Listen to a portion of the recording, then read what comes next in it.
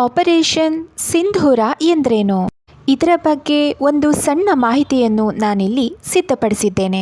ಇದು ಮುಂದಿನ ದಿನಗಳಲ್ಲಿ ವಿದ್ಯಾರ್ಥಿಗಳಿಗೆ ತುಂಬ ಅನುಕೂಲವಾಗುತ್ತೆ ಅಂತ ನಾನು ಭಾವಿಸ್ತೀನಿ. ಆಪರೇಷನ್ ಸಿಂಧೂರ ಎಂದ್ರೇನು?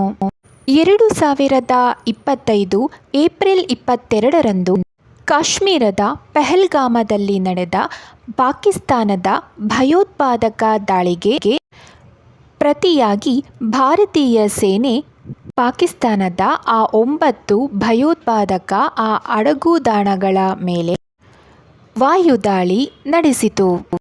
ಭಾರತೀಯ ಸಶಸ್ತ್ರ ಪಡೆಗಳು ಕೈಗೊಂಡಂತಹ ಈ ಒಂದು ಕಾರ್ಯಾಚರಣೆಗೆ ಆಪರೇಷನ್ ಸಿಂಧೂರ ಎಂದು ಹೆಸರಿಡಲಾಗಿದೆ. ಈ ಸೇನಾ ಕಾರ್ಯಾಚರಣೆಗೆ ಆಪರೇಷನ್ ಸಿಂಧೂರ ಎಂದೇ ಏಕೆ ಹೆಸರಿಡಲಾಗಿತ್ತು? 2025 ಏಪ್ರಿಲ್ 22ರಂದು ಕಾಶ್ಮೀರದ ಪಹಲ್ಗಾಮದಲ್ಲಿ 26 ಅಮಾಯಕ ಪ್ರವಾಸಿಗರನ್ನು ಪಾಕಿಸ್ತಾನದ ಉಗ್ರರು ಕೊಂದು ಹಾಕಿದ್ದರು.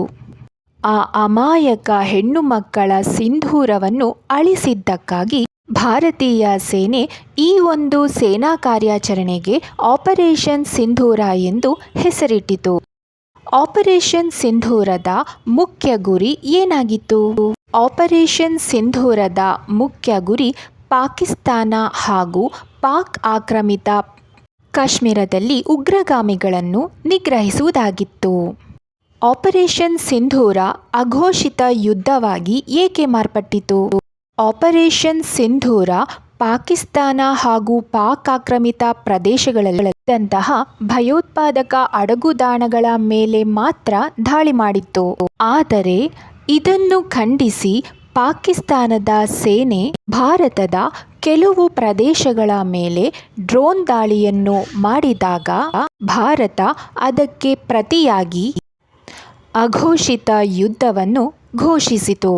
ಭಾರತದ ಉದ್ದೇಶ ಕೇವಲ ಭಯೋತ್ಪಾದಕತೆಯನ್ನು ನಿಗ್ರಹಿಸುವುದಷ್ಟೇ ಆಗಿತ್ತು.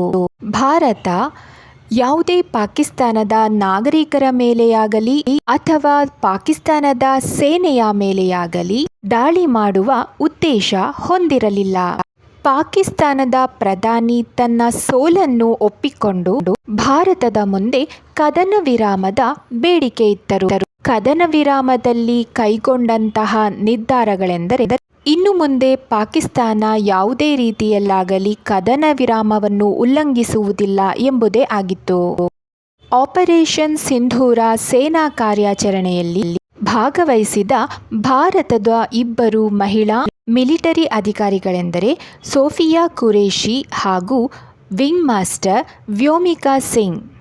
ಆಪರೇಷನ್ ಸಿಂಧೂರದ ಸಮಯದಲ್ಲಿ ಭಾರತದ ಪ್ರಧಾನಮಂತ್ರಿಯಾಗಿದ್ದವರು ನರೇಂದ್ರ ಮೋದಿಜಿಯವರು.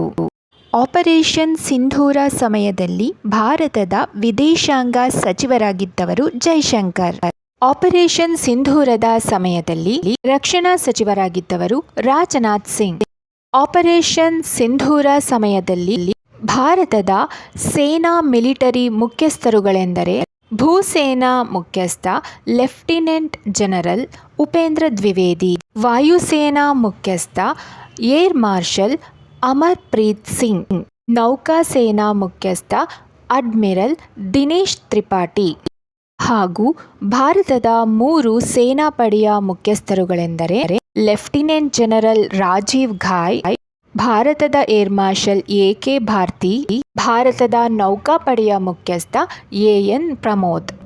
ಆಪರೇಷನ್ ಸಿಂಧೂರ ಸಮಯದಲ್ಲಿ ಭಾರತ ಉಪಯೋಗಿಸಿದ ಮುಖ್ಯ ಶಸ್ತ್ರಾಸ್ತ್ರಗಳೆಂದರೆ S-400 ಹಾಗೂ ಬ್ರಹ್ಮೋಸ್.